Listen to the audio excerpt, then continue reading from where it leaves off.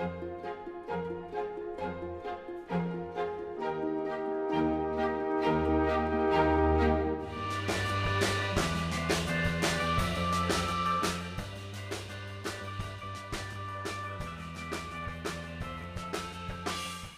very unique gathering.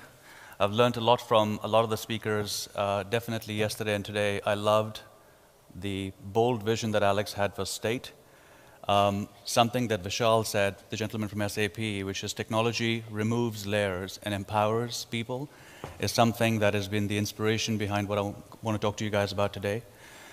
And I loved the beautiful philosophical interpretation about stealing. They steal because they love from us. I just didn't realize the IRS loved me so much. But having said that, I'm over here today to talk about an idea that I feel really passionate about. And it's an idea that I believe will play a small part or a movement to connect two very disconnected groups. On the one hand, we have half the world's population that's younger than 29. And on the other hand, we've got 10, 15,000 maybe policymakers who are making decisions that affect not just all of us, but mostly the young people. And so what we're trying to do is figure out a way to collect those billions of young voices and in some small way influence and have them help design the world they want to live in. So that's what I want to talk to you guys about. It all begins with a story. So what do a talking cat, my dad, a billion youngsters, a few exceptional entrepreneurs and friends, and the United Nations Foundation have in common? And just bear with me over here because this is a useful backdrop, and then I'll explain the idea and the movement. For the past few years, till very recently, I spent most of my life trying to build a global, mobile community, mostly for young people, on the back of a series of animated characters and mobile apps. And these animated characters and mobile apps had the unique distinction of actually mimicking anything and everything that a user did, repeating, moving, gesturing. And in fact, when I first spoke to Deepak about this, I think he had suggested that one of the reasons why Talking Tom, one of our star characters, the talking cat, and others had taken off, is we had tapped into something which might be akin to the mythical trickster in all of us. So when that happened, and so we built this company, and a couple of years ago, early last year, we reached an important milestone for the company, which was we reached 100 million active users, which in the mobile nerd world is reasonably significant because these are the people that actually use your apps, they download them, they pay, all that stuff. And I remember talking to my father, and my father said, well, that's really great, I don't really understand what you do. But having said that, what are these people saying? What are they doing? What's their voice?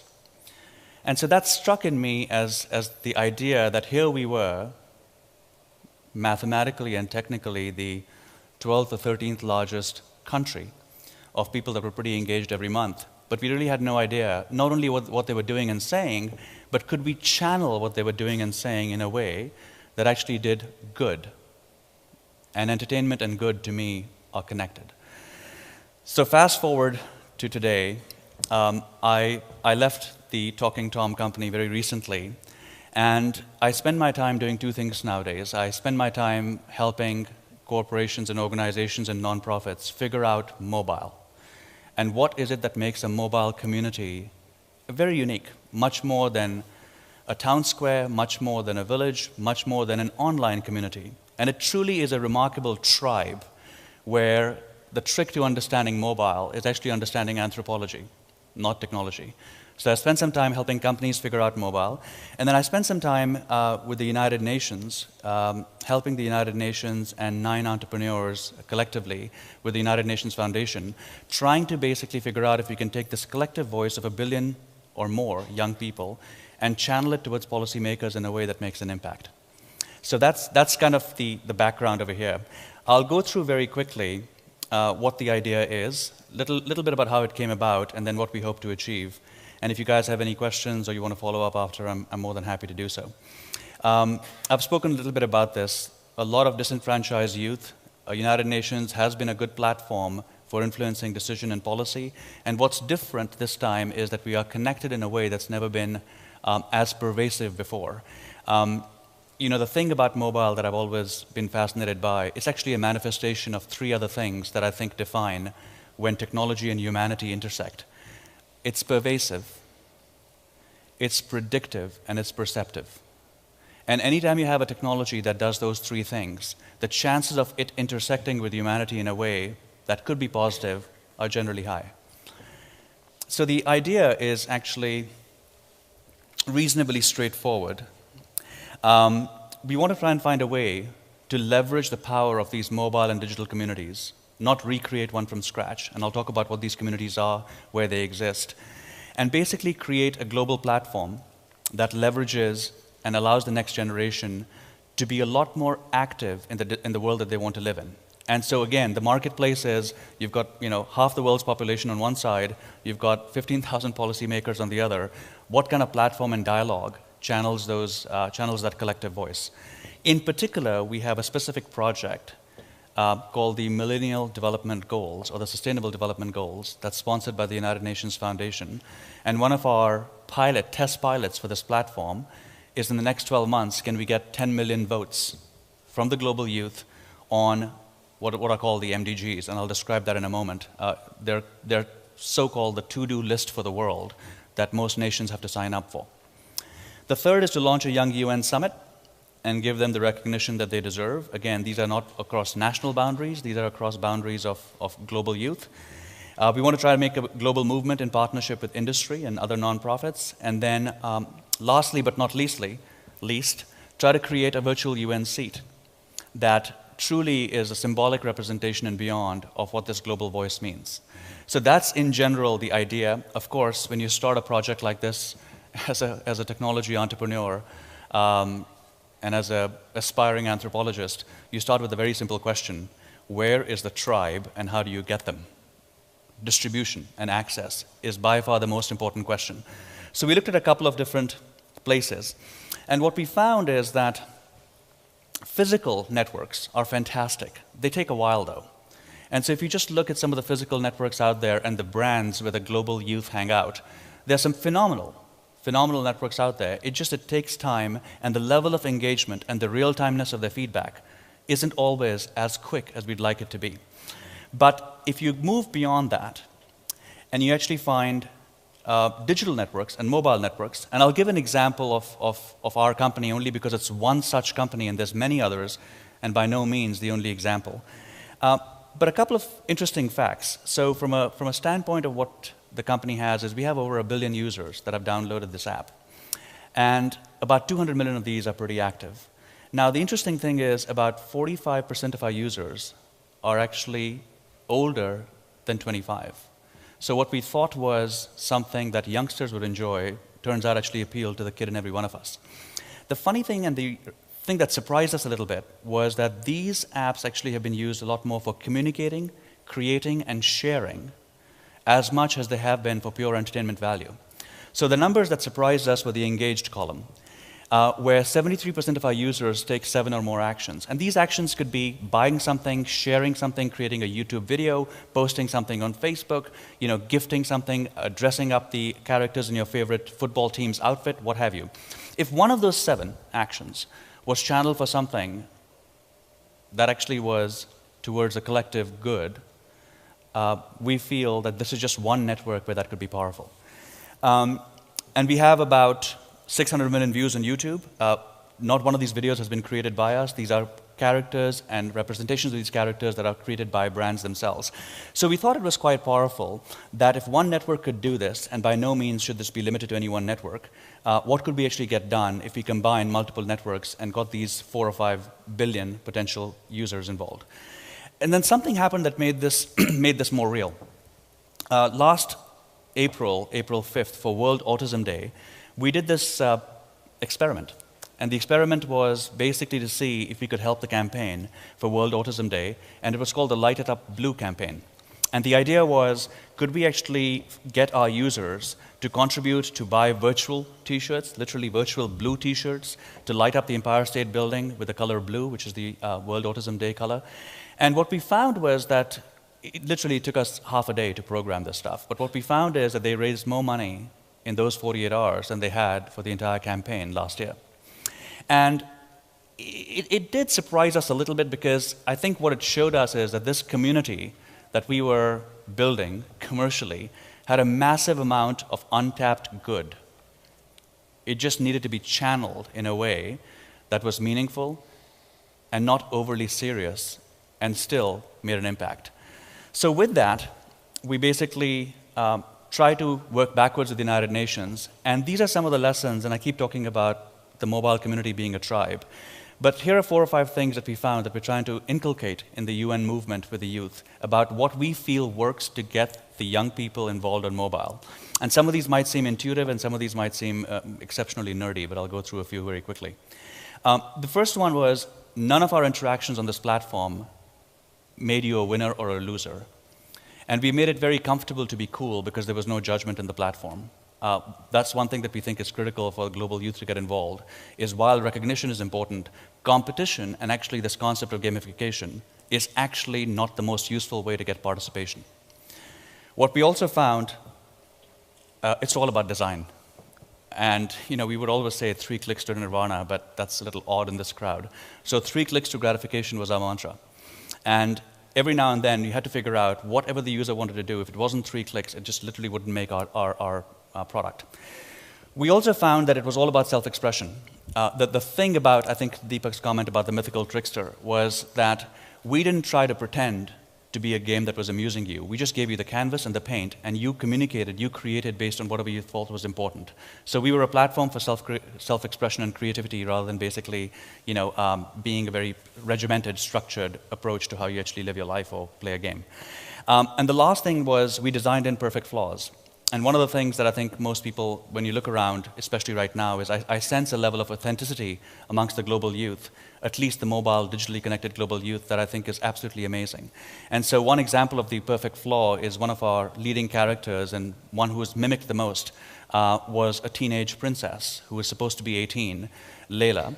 And it took a lot of people, especially in the industry, the media industry, the entertainment industry, we got a lot of flack for the fact that we had given our princess, the 18-year-old princess, a squint. And it was deliberate.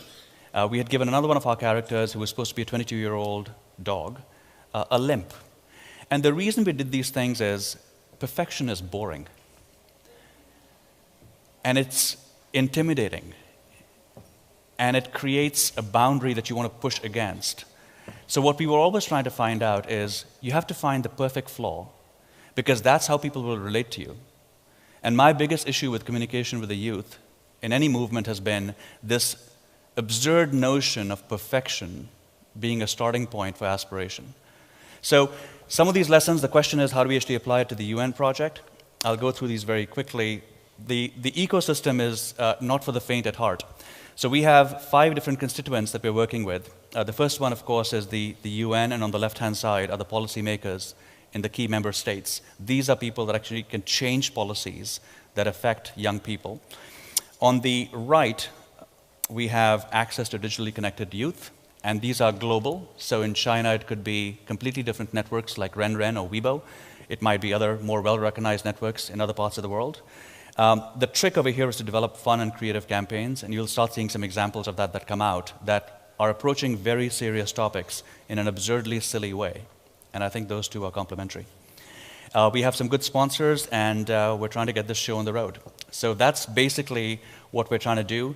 One last comment over here is a specific milestone for us is, as I talked about, the Millennium Development Goals. And these goals were started in 2000 by the UN Secretary General, and they were called the to-do list for the world. And the premise was that you identify a list of issues that people think are important, leaders, and you get people to vote on them. And so this list is currently, I think, about 16 issues. It's being run by a UN organization called myworld2015.org. And they currently have quite a lot of traction, decent traction.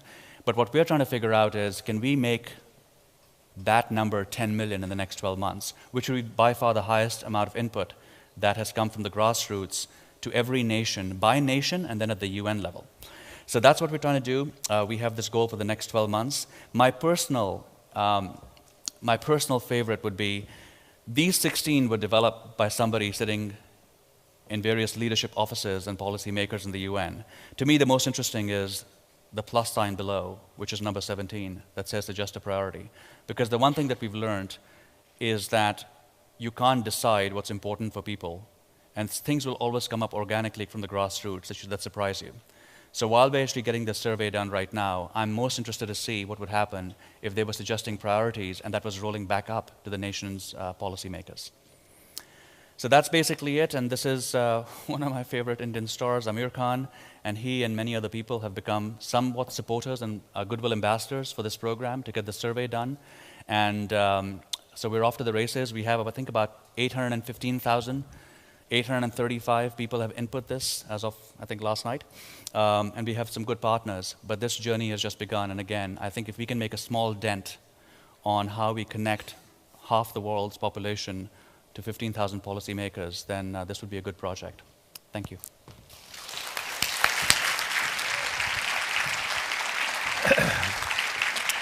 So, you've been here right from the start, right? So you know everything about the Consciousness Project. Don't test me.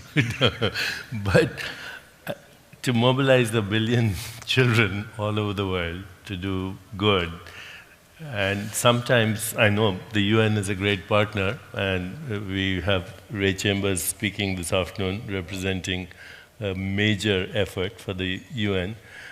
But at some point, can we also bypass the UN and all these big institutions and go directly to places like Akshay Patra, to what Vandana is doing? You know, because, I mean, children are authentic, they have emotions, they're moved easily. It doesn't cost a lot to mobilize their love in action. Yeah, the short answer, Deepak, is yes. The goal of this platform is to be a platform to have the one voice. The initial audience is the UN because there's a very specific mandate that they have. But this platform is open. It's available for any nonprofit or any other organization that wants to see what's important to them. And again, we're trying to do it in a way so that it's not limited to anyone, either UN or nonprofit, or quite frankly, even any one network. So it's open by design. You know, as I've been listening to you and some of the other very entrepreneurial ideas and all the power of digital technology, and Ariana Huffington here, who's been going to speak in the afternoon, it almost occurs to me, as you're kind of breaking these barriers, that 20 years from now, nation states may be irrelevant. We may have no democracy, but netocracy, where you get the world to vote. You get the world to vote on these issues. We don't want hungry children. Yeah. We cannot tolerate racism. Yeah. We will not allow for child labor. And the world votes through this global brain. So I think it's time for you guys all to start a brainstorm together. Yeah, I think that's right. He's an exceptionally successful entrepreneur who's made more money than you can imagine, but now he's going to help us. Thank you. I'm getting a commitment from you. Thank you.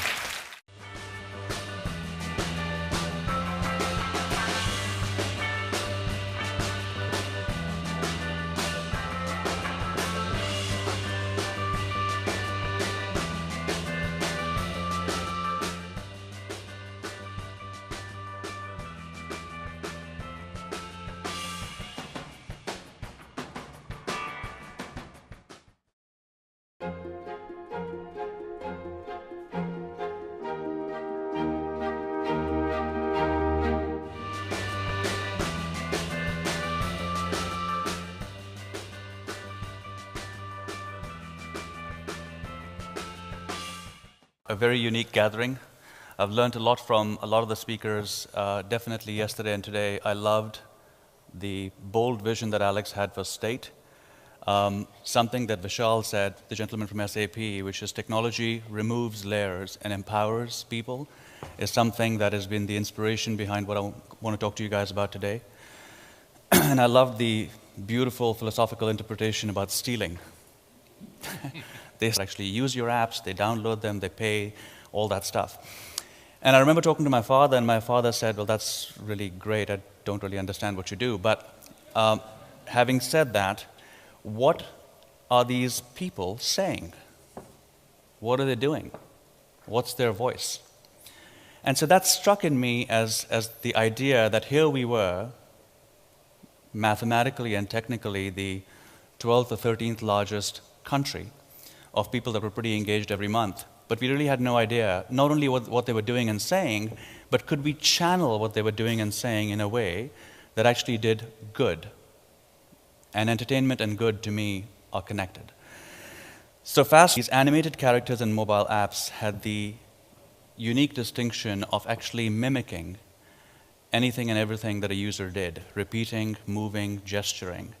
And in fact, when I first spoke to Deepak about this, I think he had suggested that one of the reasons why Talking Tom, one of our star characters, the talking cat, and others had taken off, is we had tapped into something which might be akin to the mythical trickster in all of us.